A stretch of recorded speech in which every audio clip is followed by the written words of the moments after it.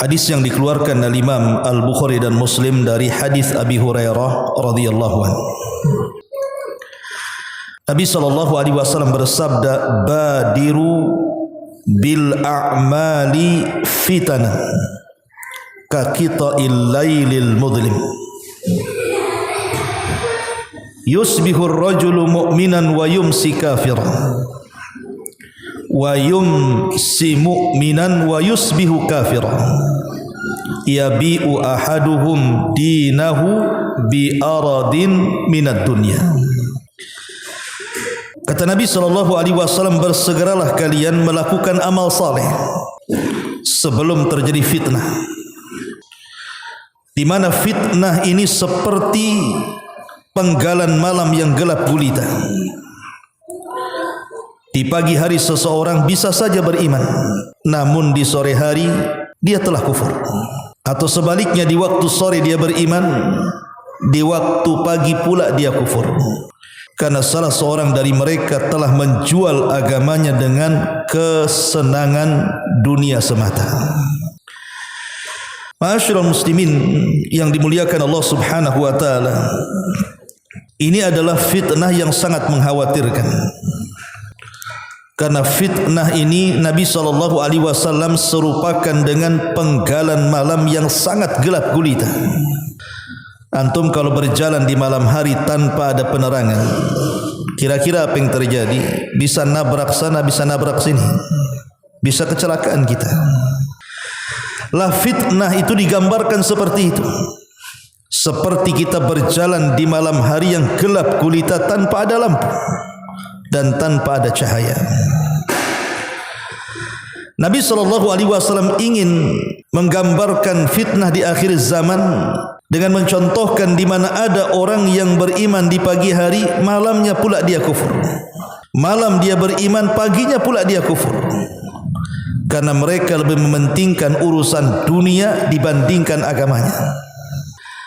Al-Imam Hasan Al-Basri rahimahullahu ta'ala ketika memberikan catatan apa yang dimaksud di pagi hari beriman, di sore hari pula dia kufur. Di sore hari beriman, di pagi harinya pula dia kufur. Kata beliau mengatakan, di pagi hari terkadang dia mengharamkan darah, mengharamkan kehormatan, mengharamkan harta saudaranya, namun di sore hari dia justru menghalalkannya. Atau sebaliknya, di sore hari dia mengharamkan darah, mengharamkan kehormatan dan harta saudaranya, di waktu pagi pula dia halalkan itu semuanya. Artinya orang ini merubah-rubah hukum, dan akan ada orang yang seperti ini. Dan ini sangat bahaya karena seseorang bisa kemudian keluar dari Islam ketika kemudian dia menghalalkan yang diharamkan atau mengharamkan yang dihalalkan. Bahkan contoh yang nyata, yang real saja di masyarakat kita, betapa banyak orang-orang yang murtad hanya gara-gara urusan harta kan, hanya gara-gara urusan ekonomi. Terkadang hanya masalah perkawinan, karena ikut suaminya yang kafir akhirnya jadi kafir. Atau sebaliknya, karena melihat kecantikan istrinya yang kafir akhirnya dia rela menjadi kafir. Dan itu sangat banyak di masyarakat, terutama di Batam ini. Mungkin dia muslimah, dapat jodoh orang luar, entah bule entah apa gitu kan, terkadang rela menggadaikan agamanya hanya karena urusan dunia. Lah ini fitnah ini sudah berlaku. Ma'asyiral muslimin yang dimuliakan Allah Subhanahu wa taala. Kemudian hadis yang kedua, hadis dari Ummu Salamah radhiyallahu anha, anna Nabiy sallallahu alaihi wasallam istaiqadha lailatan. Kata Ummu Salamah, satu hari Nabi SAW pernah bangun di tengah malam. Faqala, dan Rasul mengatakan, Subhanallah, ma anzala atau madza unzila lailata minal fitnah, madza unzila minal khazain man yuqidu sawahiba al-hujurati ya rabbi kasiyatin fid dunya ariyah fil akhirati. Kata Nabi SAW langsung boleh berteriak, maha suci Allah, subhanallah, maha suci Allah. Fitnah apa yang diturunkan malam ini, kata Rasul. Rahmat apa yang diturunkan pada malam hari ini. Sesiapa yang membangunkan wanita-wanita penghuni kamar, maksudnya ummahatul mukminin. Ya Tuhan, betapa banyak wanita-wanita yang menutup aurat di dunia, akan tetapi di akhirat mereka telanjang. Kata Nabi SAW, betapa banyak wanita-wanita yang menutup aurat di dunia, tapi di akhirat dia telanjang. Fitnah apa ini?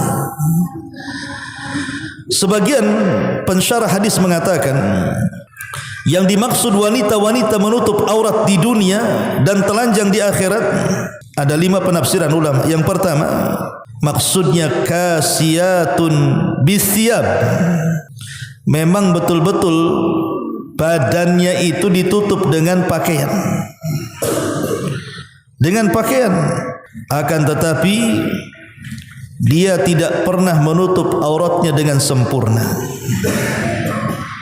sehingga al jaza min jinsil amal, balasan disesuaikan dengan amalannya. Ini satu penafsiran.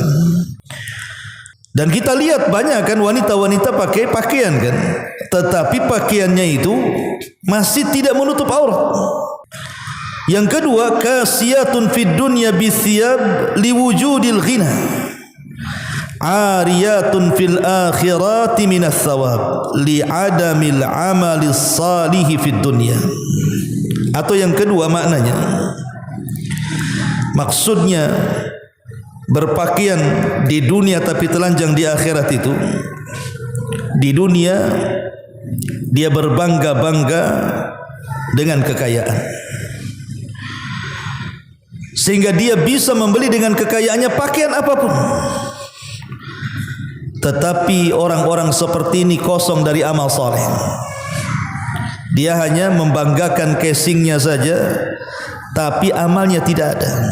Maka ini saya nasihatkan kepada para akhwat. Banyak para akhwat itu yang hijrah itu hanya mementingkan pakaian saja. Kalau ada model terbaru nih, jubah gitu ya, atau niqab atau cadar atau apalah kan gitu, oh langsung browsing tuh, langsung COD kan begitu ya. Yang terbaru beli lagi dan begitu seterusnya. Tapi tingkah lakunya ya seperti jahiliyah saja, tidak ubahnya dengan orang awam. Terkadang lisannya masih suka ghibah, masih suka berdusta, malas juga beribadah, hanya memperhatikan pakaian tetapi tidak memperhatikan amal saleh. Ini juga makna yang kedua. Atau makna yang ketiga, kasiyatun min ni'amillah, ariyatun minasyukri. Ketika di dunia dia diberikan nikmat oleh Allah Subhanahu wa taala, banyak nikmat yang Allah berikan kepada dia, tetapi dia telanjang dari syukur, tidak pernah bersyukur kepada Allah Azza wa Jalla.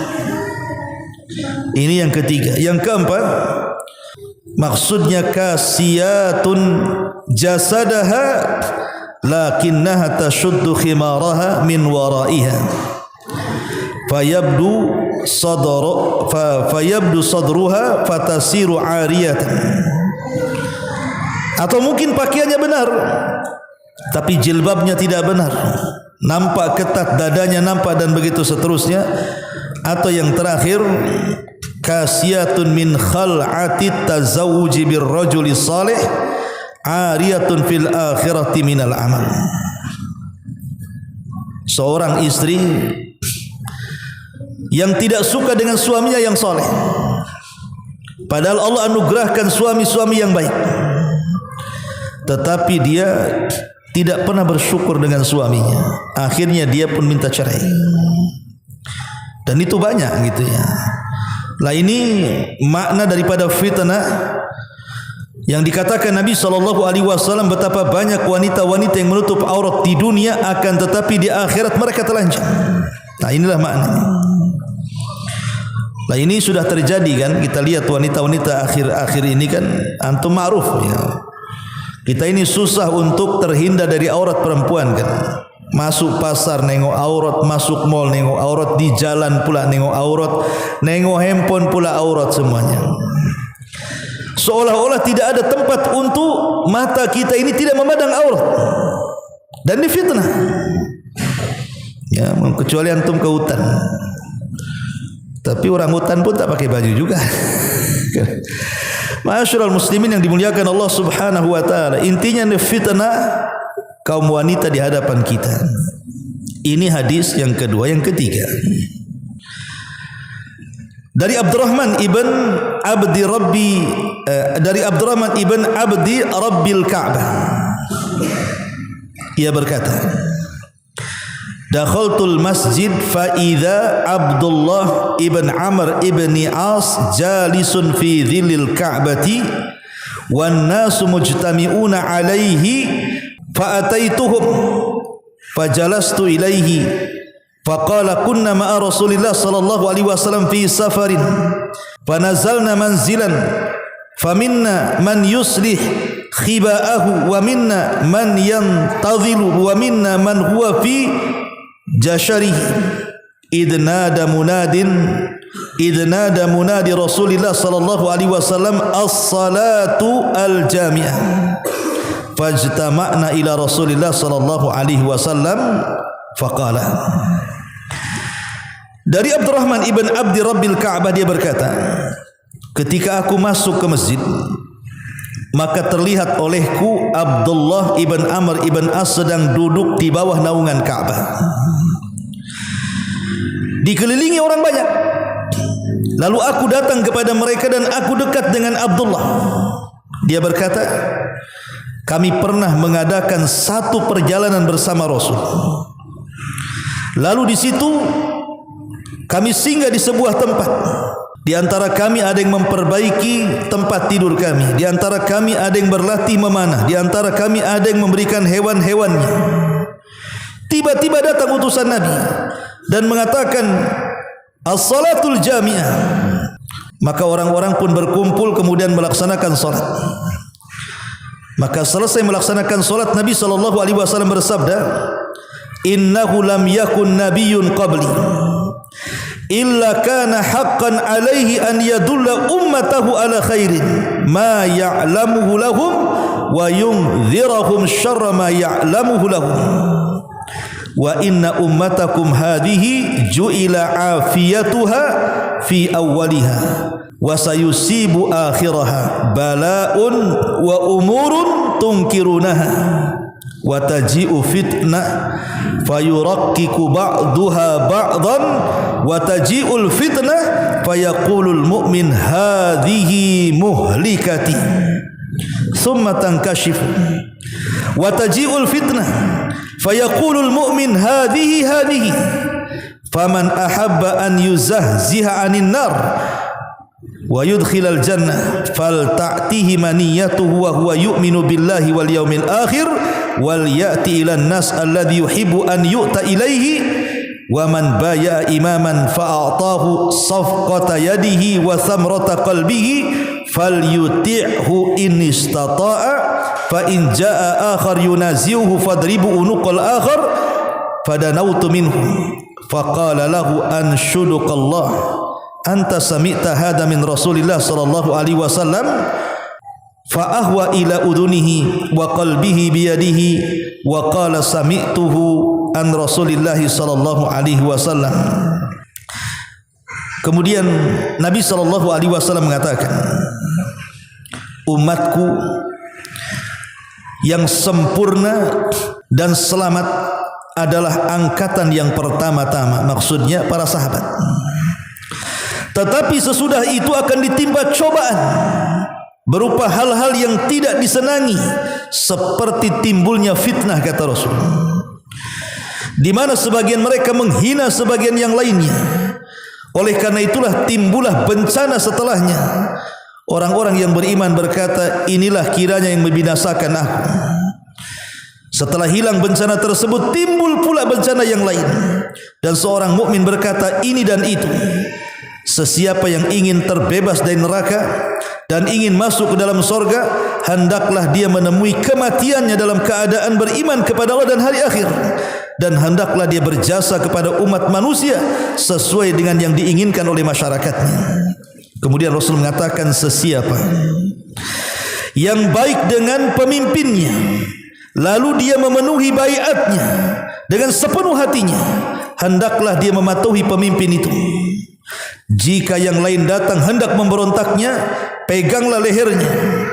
Abdurrahman bin Auf berkata, aku lebih dekat lagi kepada Amr, lalu aku berkata, dengan nama Allah saya bertanya kepada anda wahai Abdullah, apakah kamu mendengar hadis itu dari Nabi SAW?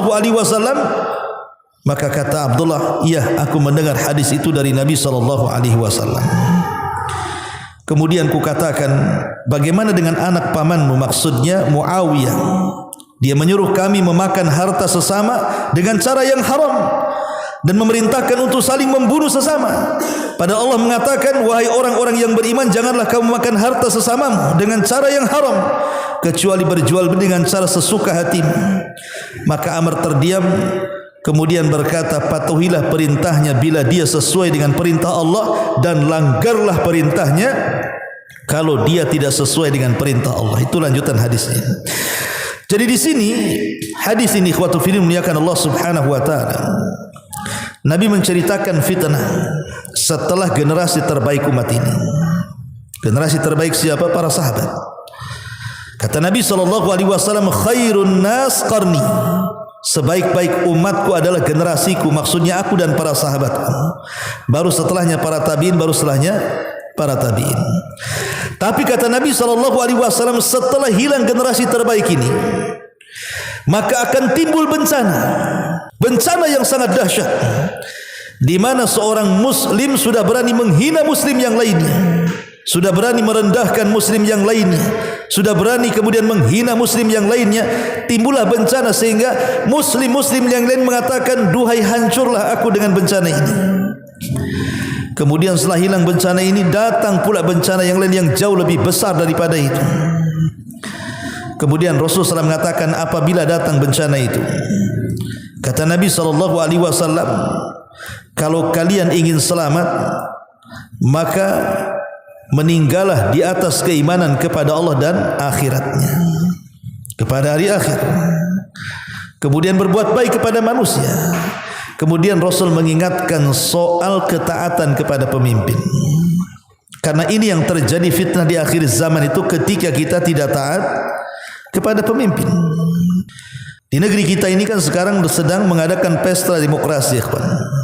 Pesta demokrasi. Berapa banyak orang-orang yang mencela para pemimpin di mimbar-mimbar, ya, dengan bahasa yang terkadang bahasa itu tidak direm, bahasa cacian dan makian.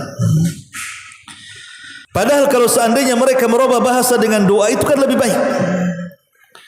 Karena mencaci maki itu tidak ada manfaatnya, tapi berdoa itu pasti ada manfaatnya.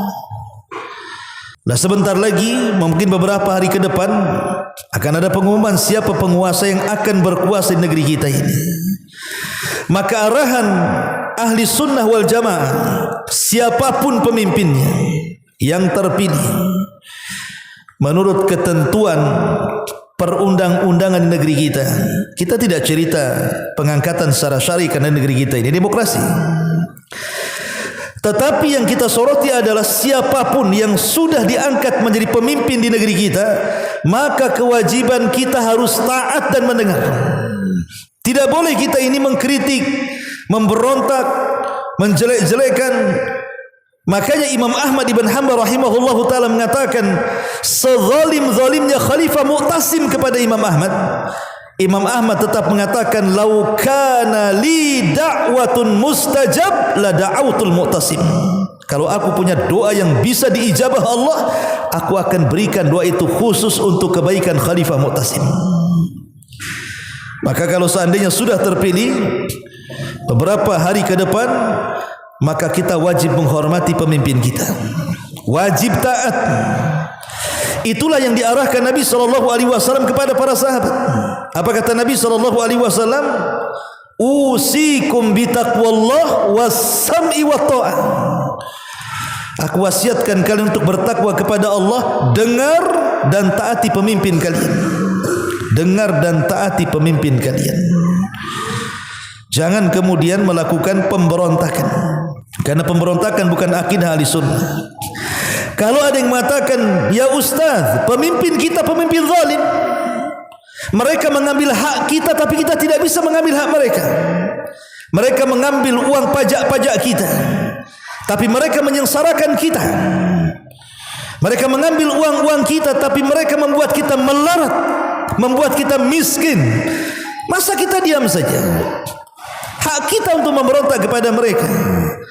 Hal ini pernah ditanyakan langsung kepada Nabi SAW dan mengatakan, bagaimana menurut pendapat engkau jika ada pemimpin mereka menghalangi kami dari hak-hak kami, sedangkan mereka menuntut hak-hak mereka dari kami.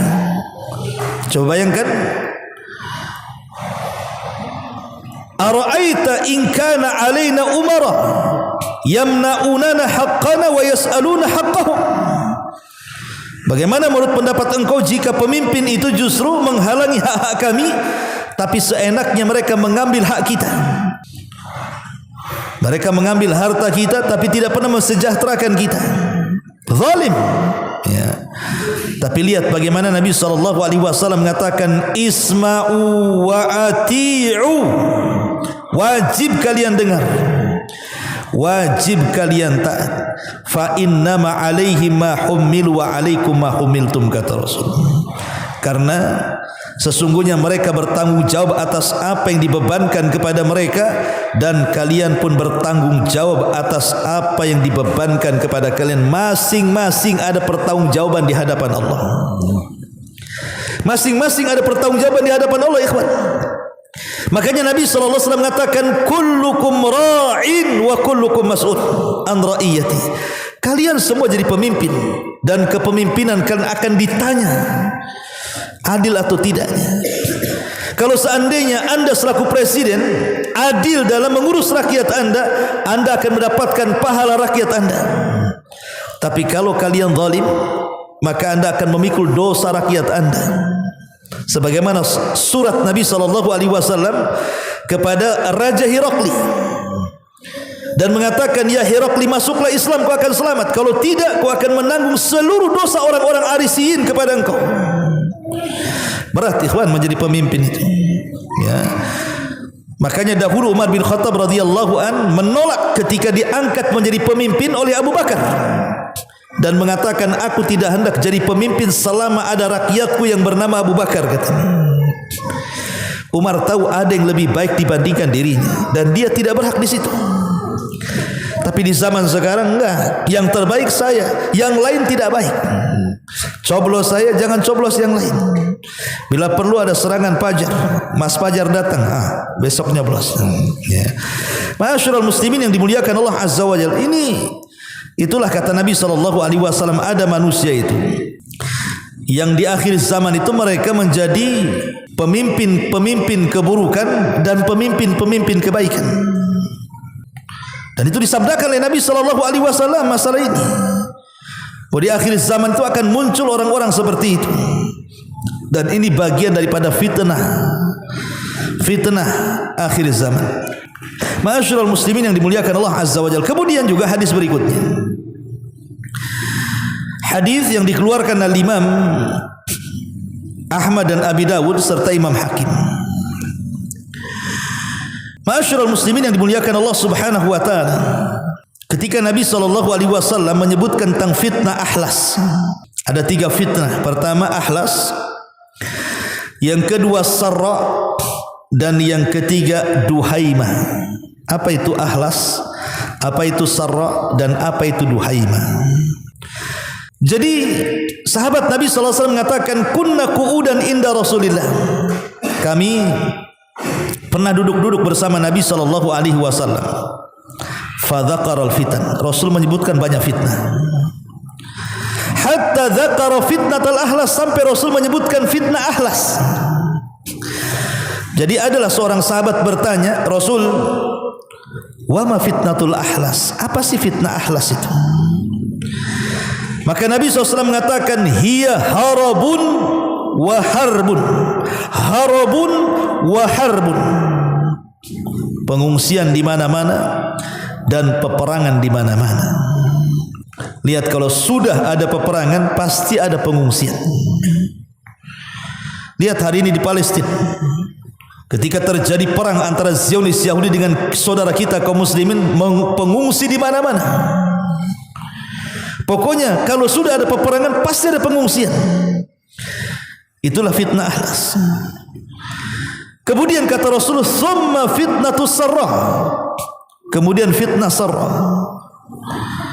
Dakhanuha min tahti qadamai rajulin min ahli baiti yaz'amu annahu minni wa laysa minni wa innama awliya'il muttaqun.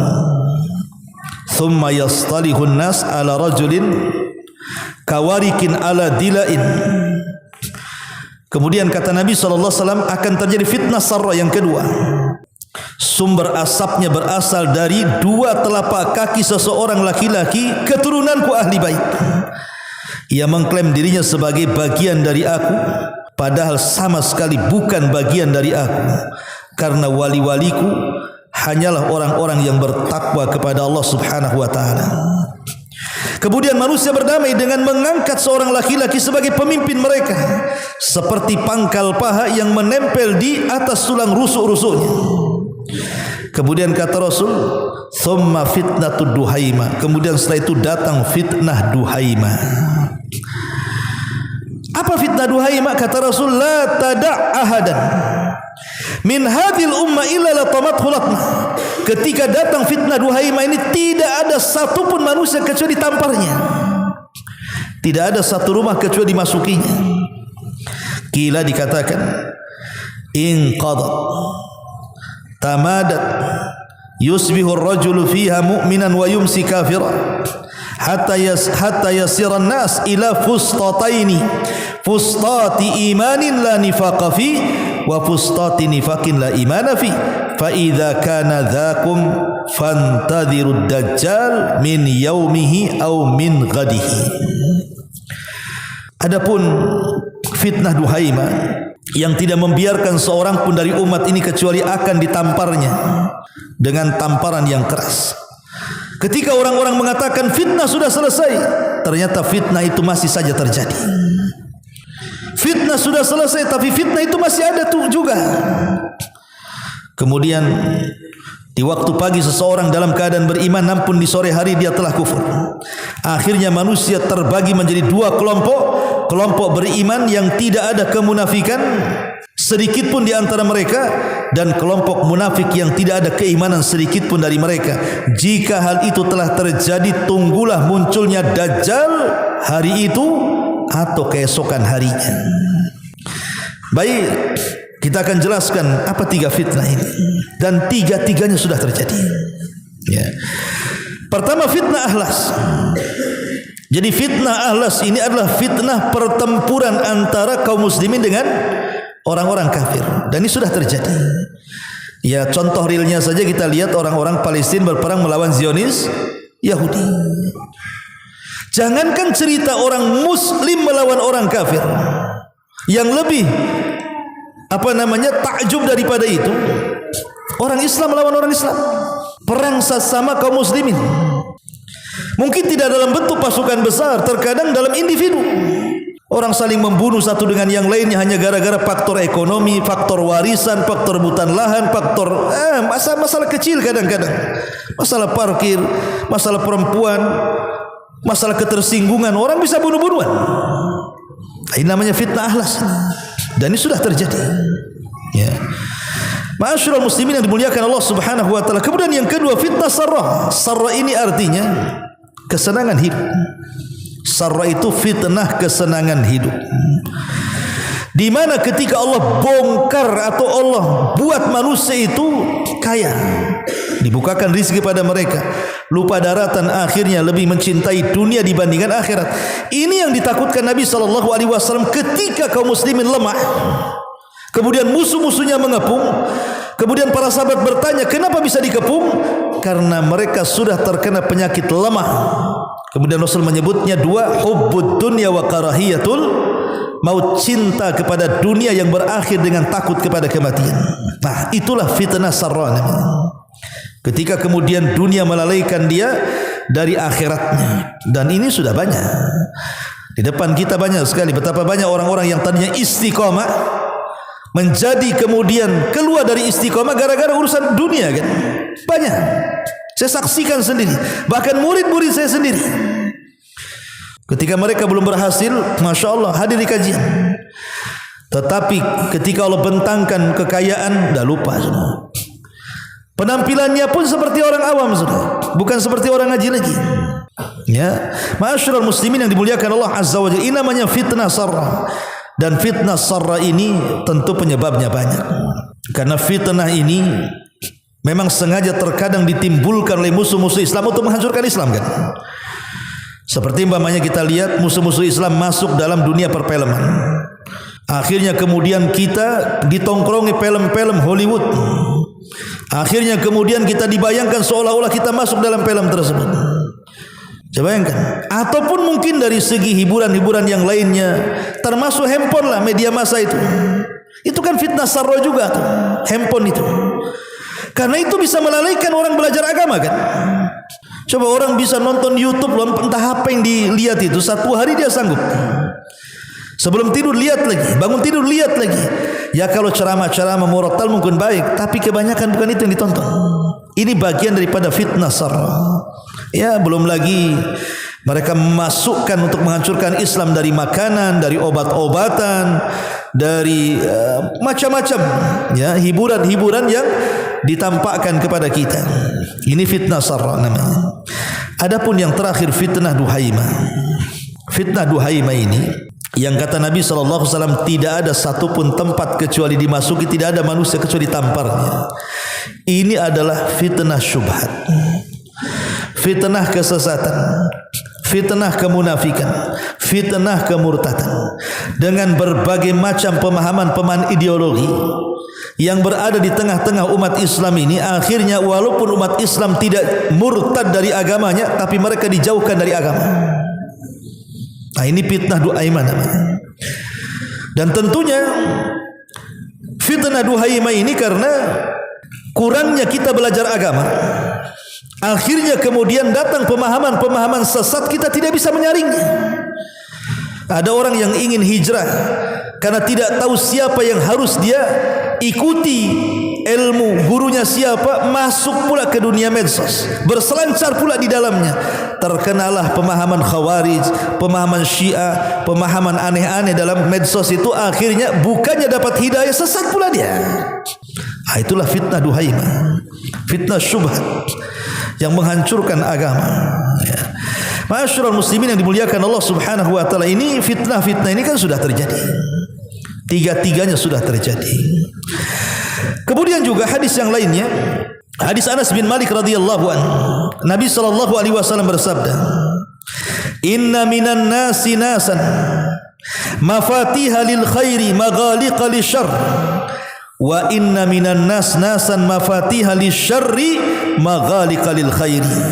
Sesungguhnya di antara manusia ada orang-orang yang menjadi pembuka pintu kebaikan dan ada juga menjadi penutup pintu keburukan. Atau sebaliknya, ada orang-orang yang membuka pintu-pintu keburukan, menutup pula pintu-pintu kebaikan. Fatuba liman ja'alallahu mafatihal khairi ala yadaihi wa wailun liman ja'alallah miftahu syarr ala yadaihi. Celakalah, beruntunglah orang-orang yang Allah jadikan kunci keburukan ada pada kedua tangan. Beruntunglah orang-orang yang membawa kunci-kunci kebaikan pada kedua tangannya, dan celakalah orang-orang yang menjadikan kunci-kunci keburukan kepada kedua tangannya. Ini fitnah.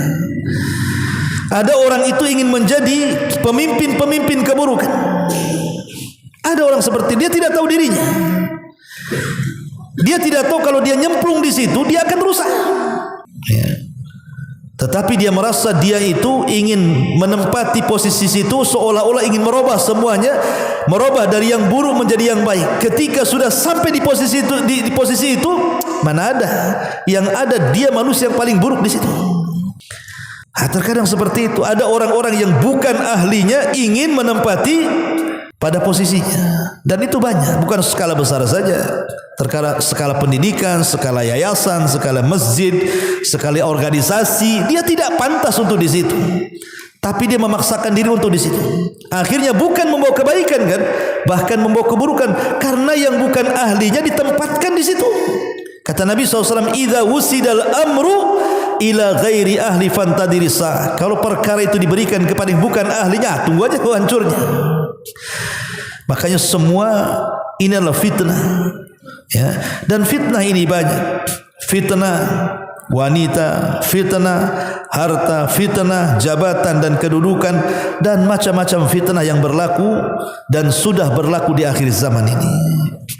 Ma'asyiral muslimin yang dimuliakan Allah Subhanahu wa taala. Tapi kata ulama mengatakan, apabila Allah menyebut kata fitnah dalam Al-Qur'an atau sunnah, maka maknanya Allah itu hendak menguji kita, hendak memberikan cobaan kepada kita, atau terkadang hendak memberikan azabnya kepada kita. Lah, sumber fitnah itu sebenarnya cuma dua. Sumber fitnah itu sebenarnya cuma dua. Pertama hawa nafsu, yang kedua syaitan. Hawa nafsu itu membangkitkan syahwat, dan umumnya fitnah syahwat ini bicara soal perempuan dan kekayaan dan jabatan. Dan umumnya bicara soal syaitan ini syubhat, dan syubhat itu kerancuan yang bisa merusak agama. Itulah fitnah. Fitnah ini cuma dua ini sumbernya. Kalau tidak syubhat, syahwat. Syubhat dari syaitan dan syahwat dari hawa nafsu. Dan kita lihat hari ini berbagai macam fitnah, dari dosa-dosa yang tidak akan pernah diampuni Allah, kesyirikan, menyebar di tengah-tengah umat kita kan. Mulai datang ke dukun, percaya kepada tangkal-tangkal dan jimat, masih datang ke kuburan-kuburan para wali meminta-minta di situ, ataupun orang-orang yang yakin dan percaya di sana ada pengatur, pencipta dan begitu selain daripada Allah Azza wa Jalla. Kesyirikan di mana-mana, baik syirkul akbar atau syirkul asghar. Belum lagi bid'ah di mana-mana, belum lagi kemaksiatan di mana-mana. Ini fitnah semuanya. Lah, pertanyaan pun muncul, macam mana caranya kita terbebas dari fitnah ini? Kita masuk pada solusi. Yang pertama, kalau kita ingin terhindar dari fitnah itu, kata para ulama, yang pertama, kuatkan keimanan kita. Kuatkan keimanan. Di zaman fitnah ini, yang bisa menolong kita hanyalah iman. Kalau iman kita tidak kuat, antum akan terseret dalam fitnah, ya. Dalam sebuah perkataan yang dinyatakan oleh Al-Hasan Al-Basri rahimahullahu ta'ala, afan Hudzaifah ibn Yaman radhiyallahu anhu mengatakan, la tadurruka fitnah ma arafta dinak, innamal fitnatu idza ishtabaha 'alaikal haqq wal batil. Kata Hudzaifah ibn Yaman, fitnah itu tidak akan membahayakan kamu selama kamu betul-betul mengenali agamamu. Hanyalah fitnah itu bila tersamarkan atasmu antara hak dan yang batil. Jadi Hudzaifah bin Yaman mengatakan, kalau kokoh agama kita, kokoh iman kita, insyaallah tidak akan terjadi fitnah. Biasanya orang yang rusak agamanya, orang yang rusak moralnya, orang yang rusak kehidupannya, itu karena tidak ada iman, tidak ada agama dalam kehidupannya. Tapi kalau orang insyaallah dengan agama yang kokoh, menimbulkan keimanan yang kuat, itulah yang bisa menghindarkan kita dari fitnah. Ini yang pertama, kuatkan keimanan kita, ya. Ma'asyiral muslimin yang dimuliakan Allah Subhanahu wa taala. Kemudian yang kedua, kuatkan pengetahuan ilmu. Harus rajin-rajin hadir di majelis ta'lim. Allah Subhanahu wa taala mengatakan, "Qul hadhihi sabili ad'u ila Allah ala basiratin ana wa man ittaba'ani." Katakan ya Muhammad, inilah jalanku yang lurus. Inilah jalanku. Aku menyeru manusia ke jalan Allah ala basirah, di atas basirah pengetahuan. Jadi yang bisa menghindarkan diri dari fitnah adalah orang-orang yang punya pengetahuan. Makanya Hudzaifah ibn Yaman datang kepada Nabi. Ketika manusia bertanya soal kebaikan, dia tak mau. Dia ingin bertanya soal keburukan. Ditanya kenapa? Kata Hudzaifah, makhafatan an yudrikani, karena kalau aku tidak belajar soal keburukan, nanti pula aku tertimpa dengan keburukan, katanya. Dari sini penyair Arab mengatakan, araftu syarra la li syarri walakin li tawaqqihi wa man lam ya'rifu syarra minal khairi fawaqa'a fi. Aku mempelajari keburukan bukan untuk diamalkan, tapi aku mempelajari keburukan biar mudah untuk meninggalkan. Karena siapa yang tidak bisa membedakan mana baik mana buruk pasti terjerumus kepada keduanya. Makanya pengetahuan itu penting, ilmu itu penting. Dan ulama mengatakan bahwa di antara bagian daripada basirah pengetahuan supaya kita terhindar dari fitnah adalah pertama sidqul iman, harus betul-betul jujur dalam keimanan. Yang kedua, al-ilmu nafi, cari ilmu yang bermanfaat. Cari ilmu yang bermanfaat. Ya, ilmu agama yang bermanfaat. Yang kedua, al-amalu bil ilmi, setelah kita mendapatkan ilmu yang bermanfaat, ya beramal dengan ilmu. Kemudian juga berdakwah dengan ilmu. Kemudian juga sidqu ittiba'i sunnah, jujur ketika mengikuti sunnah. Termasuk juga at-tamassuk bil Quran wal inayah, berpegang dengan Al-Quran dan punya perhatian khusus dengan Quran. Itu bagian daripada basirah artinya. Jadi basirah itu mencakup kejujuran dalam iman, mencari ilmu yang bermanfaat, beramal dengan ilmu, berdakwah dengan ilmu, tamasuk dengan sunnah, dan kembali kepada Al-Quran. Kalau ini dilakukan, berarti kita di atas basirah, di atas ilmu. Inilah yang bisa menghindarkan kita dari fitnah akhir zaman. Ini yang kedua. Kemudian yang ketiga, as-silatu billah, hubungkan kita dengan Allah. Kalau kita ingin terhindar dari fitnah akhir zaman, hubungkan hati kita dengan Allah. Lakukan hubungan dengan Allah Subhanahu wa ta'ala. Karena hanya dengan dekat dengan Allah itu cara satu-satunya kita menghindar dari fitnah. Dengan cara apa melakukan hubungan dengan Allah Subhanahu wa ta'ala? Ya dengan cara memperbanyak ibadah. Yang pertama solat, itu yang paling penting. Karena solat disebut solat itu silatun bainal abdi wa rabbi. Karena dikatakan solat itu kan ada hubungan kita dengan Allah. Kemudian yang kedua zikir. Karena dengan zikir itu bisa menenangkan hati. Kemudian yang ketiga ta'awud, memperbanyak isti'adzah, karena dengan isti'adzah itu kita terhindar dari godaan syaitan. Kemudian juga berdoa kepada Allah Subhanahu wa ta'ala, karena doa itu adalah silah, senjatanya seorang muslim.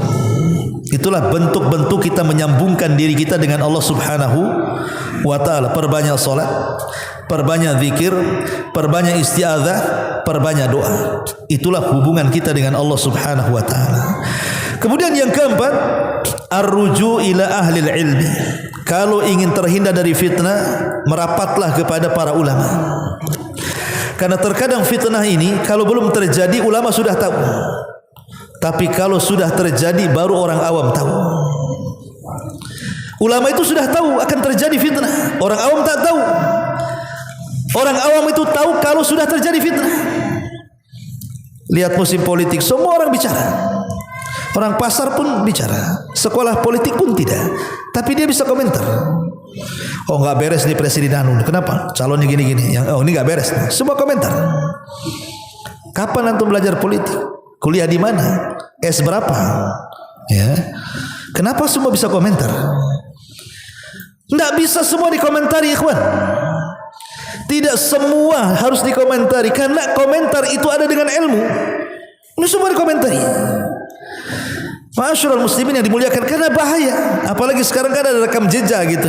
Terkadang komentar itu ada rekam jejaknya di YouTube, kadang-kadang bisa dihapus. Entah ngomong macam-macam, nggak ada ilmunya. Setelah kemudian kejadian, baru kemudian mereka sadar. Ma'asyiral muslimin yang dimuliakan Allah Azza wa Jalla, makanya Kalau ada apapun yang besar yang menyangkut perkara manusia, tanya kepada ulama. Jangan beristihad. Jangan tanya kepada talabul ilmi yang kadang-kadang dijawab dengan ilmu, kadang-kadang tidak dijawab dengan ilmu pula.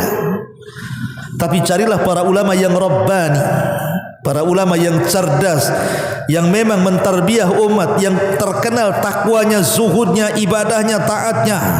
Merapat kepada mereka. Karena hanya dengan merapat kepada para ulama itulah kita terhindar dari fitnah. Karena tidak ada, kalau setiap ada syubhat masuk kita bisa tanya, "Gimana hukumnya Syekh?" Ya. Tapi kalau sesama antum ada syubhat, itu syubhat lawan syubhat jadinya. Kuadrat syubhat jadinya. Ya, enggak dapat solusi. Akhirnya debat sambal saja.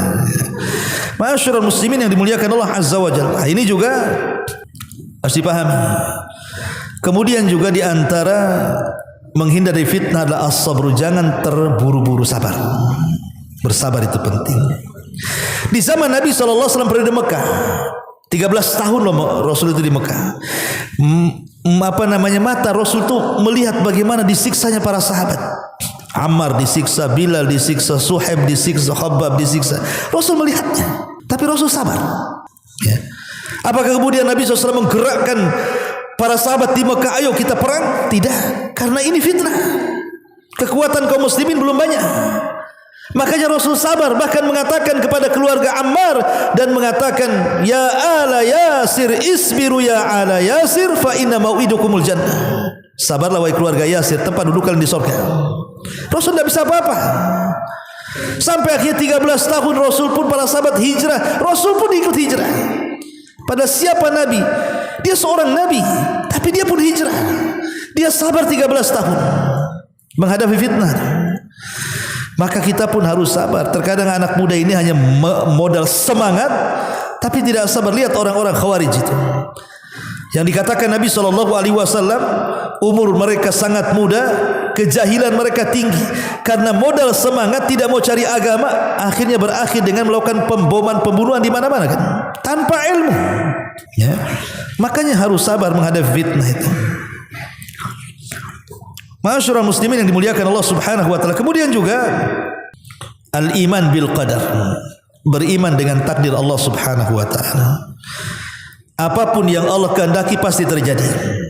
Apapun yang Allah tidak kehendaki tidak mungkin terjadi walaupun kita berkehendak. Karena ketika ada orang kemudian diuji dengan fitnah harta, kemiskinan, ataupun difitnah dengan ujian kesehatan, sakit berkepanjangan, betapa banyak orang-orang yang futur, lari dari Allah, akhirnya tasakhut, menolak takdir kan. Kenapa si aku aja yang miskin, yang si fulan tu kaya terus? Kenapa si aku sakit terus, gak sehat-sehat? Kenapa si fulan sehat-sehat terus? Akhirnya menolak takdir, seolah-olah apa? Oh, jangan-jangan Allah itu tidak sedang baik dengan saya. Suudzon kepada Allah, jangan-jangan Allah sedang mengadab saya. Akhirnya kemudian menganggap cobaan itu sebagai azab dari Allah Subhanahu wa taala. Ini karena tidak percaya dengan takdir. Akhirnya tasakhut, ya, menolak takdir Allah Subhanahu wa taala. Kemudian juga di antara supaya kita terhindar dari fitnah adalah cobalah kita mutalaah qasasi salafi. Memandang kisah-kisah para ulama, para nabi, orang-orang soleh, macam mana mereka cara menghadapi fitnah itu. Ya, supaya kita juga lebih sabar lagi dengan melihat mereka, karena mereka lebih paham dibandingkan kita bagaimana caranya menghindar dari fitnah. Ya, contohnya umpamanya Imam Ahmad. Imam Ahmad ini muridnya banyak, Iwan, satu kota Baghdad dia murid dia semua. Kalau dia mau berontak dengan khalifah, baik Ma'mun, Wasik ataupun Mu'tasim, bisa. Murid dia banyak. Sampai muridnya datang ke penjara dan mengatakan, "Ya Imam, ucapkan saja Al-Quran makhluk, engkau akan keluar dari penjara." Itu yang mereka kehendaki. Kata Imam Ahmad, "Gak bisa. Kau lihat ya orang-orang yang membawa pena dengan tulisan-tulisan itu. Sempat aku katakan Al-Quran makhluk, kemudian mereka mencatatnya. Aku sesat, mereka pun ikut sesat. Aku tidak mau menyesatkan mereka." Kata muridnya, "Oh kalau gitu kita berontak wahai Imam." Jangan. Ad-dima ud-dima. Ingat, soal darah. Soal darah soal lain. Ya, Imam Ahmad bisa saja menggerakkan murid-muridnya kan, tapi ini soal darah, nggak mau. Akhirnya ditahan sampai Allah Subhanahu wa taala keluarkan Imam Ahmad di masa Al-Mutawakkil. dan menjadi imam ahli sunnah wal jamaah. Kata para ulama, kalaulah bukan karena dua manusia, tentu Islam ini sudah roboh. Pertama Abu Bakar di zaman fitnah, di zaman murtad, di zaman riddah, dan Imam Ahmad di zaman fitnah, di mana akidah orang diuji oleh orang-orang Mu'tazilah. Ini urusan darah, tidak bisa tergesa-gesa. Ya. Lihat ini kan sejarah bagaimana Utsman bin Affan radhiyallahu anhu dikepung oleh orang-orang Sabaiyun rumahnya. 5.000 orang mengepung rumahnya. Banyak sahabat yang menawarkan diri untuk ikut terlibat membela Utsman. Abdullah ibn Umar, bahkan Hasan dan Husain juga di situ. Abu Hurairah sudah siap dengan pedang. 700 para sahabat sudah akan membela Utsman dan mengatakan, dulu kami membela Nabi, sekarang kami yang membela engkau wahai Utsman. Tapi apa kata Utsman? Tidak. Saya tidak mau ada satu darah menetes di sini. Sebaiknya kalian pergi. Enggak mau. Akhirnya Utsman pun rela mengorbankan dirinya tanpa harus mengorbankan banyak para sahabat. Cukup dia saja yang dibunuh. Kalau melihat bagaimana salafun salih, mereka berusaha menghindar fitnah. Utsman ini mengambil akhafu dhararaini, mana yang lebih ringan dari dua madarat. Ya kan? Kalau dia melibatkan sahabat, madarat, tetap juga dia terbunuh. Ya sudah, mendingan mereka selamat, aku aja yang terbunuh. Itu namanya mengambil yang paling ringan dari dua-duanya madarat kan, tetapi Utsman mengambil yang paling ringan madaratnya. Itulah kisah-kisah orang-orang dulu kan kalau menghadapi fitnah itu. Mereka menghadapi dengan akal, bukan dengan perasaan. Kalau dengan perasaan ini, wah ini langsung berontak kan itu. Itu kalau perasaan. Menghadapi masalah bukan dengan perasaan, dengan akal. Kemudian dengan dalil, ya. Ma'asyiral muslimin yang dimuliakan Allah Subhanahu wa taala, termasuk juga hindari perkawanan dengan kawan-kawan yang tidak baik. Karena yang merusak akhlak dan agama kita itu biasanya kawan. As-sahibu sahib, kawan itu nyeret kata orang Arab. Dan Rasul mengatakan al-mar'u ala dini khalili, orang itu digantungkan agama kawannya. Makanya lihat bagaimana di zaman Nabi SAW, Uqbah bin Abi Mu'ayth itu berkawan dengan Nabi. Dia masih musyrik. Tapi Uqbah bin Abi Mu'ayth ini senang dengan Nabi karena suka mendengar Rasul membaca Quran. Disangkanya syair. Akhirnya suka dengan Nabi. Saking sukanya, dia pun mengundang Rasul makan di rumahnya. Tapi Rasul tak mau makan. Kata Rasul, kalau engkau mengizinkan aku makan boleh, tapi syaratnya bersyahadatlah engkau kepada Allah. Akhirnya dia bersyahadat. Bersyahadat betul-betul masuk Islam supaya Nabi mau makan. Uqbah bin Abi Mu'ayth di kawannya Umayyah bin Khalaf, tuannya Bilal yang menyiksa Bilal itu. Datang Umayyah dan mengatakan, "Hai Uqbah, aku dengar kau sudah gila mengikuti agama Muhammad," katanya. "Tidak," katanya. "Iya, kau ikut." Aku dengar kau sudah bersyahadat." "Iya, aku bersyahadat itu supaya dia mau makan, bukan supaya aku ingin masuk Islam," katanya. Lalu apa yang harus aku buktikan bahwa ucapan itu hanya main-main saja? Maka Umayyah bin Khalaf mengatakan, boleh, asal kau hinakan Muhammad di hadapanku, itulah bukti engkau tidak masuk agama dia. Betul-betul Uqbah akhirnya mengikuti sarannya Umayyah bin Khalaf. Dia meletakkan salah jazur, kotoran unta yang masih berdarah, di pundak Rasul ketika dia sedang sholat. Lihat, padahal satu langkah lagi Uqbah ini mau dapat hidayah kan. Tapi Umayyah sebagai kawan dekatnya menggagalkan hidayah itu, bahkan menghina Nabi. Itulah kawan-kawan yang buruk ini terkadang menyeret manusia justru tidak menambah dekat dengan Allah, bahkan jauh dari Allah. Dan tentunya yang terakhir, berdoalah kepada Allah agar Allah jauhkan kita dari fitnah. Karena tidak mungkin kita keluar dari fitnah. Bagaimana caranya antum keluar dari fitnah? Mustahil orang itu keluar dari fitnah. Menjauh dari fitnah itu tidak bisa. Karena fitnah itu macam-macam.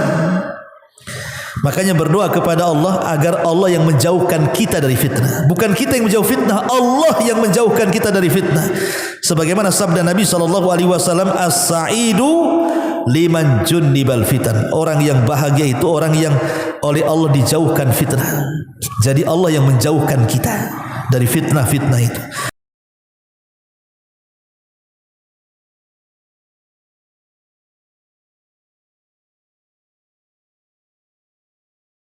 Subhanallah walhamdulillah wa la